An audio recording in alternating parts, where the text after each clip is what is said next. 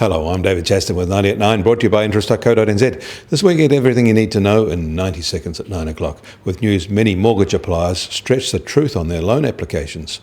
But first, the number of Americans filing for unemployment benefits unexpectedly fell last week, again near a 43-year low.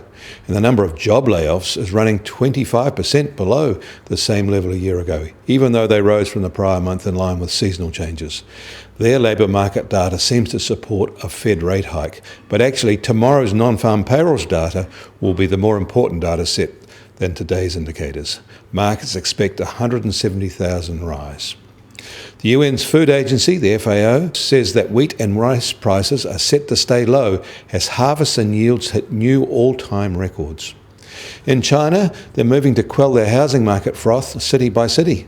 Last week we reported on Beijing's actions. Now a total of 19 large Chinese cities have rolled out specific policies including higher mortgage down payments and home purchase restrictions to curb speculative housing purchases in the past week.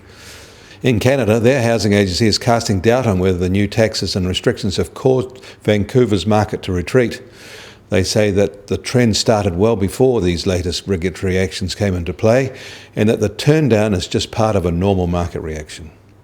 In Australia, a survey out yesterday shows that more than 1 in 4 people who apply for home loan stretch the truth on their application forms and documentation.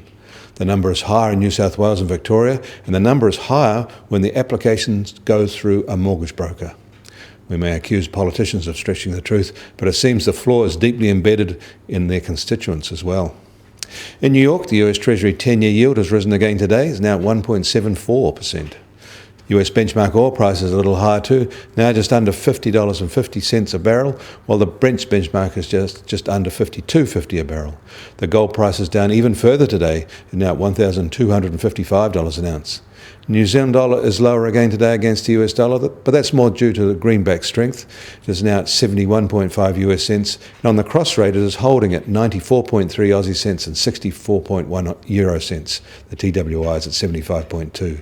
I'm David Chaston. That was 90 at 9, brought to you by interest.co.nz.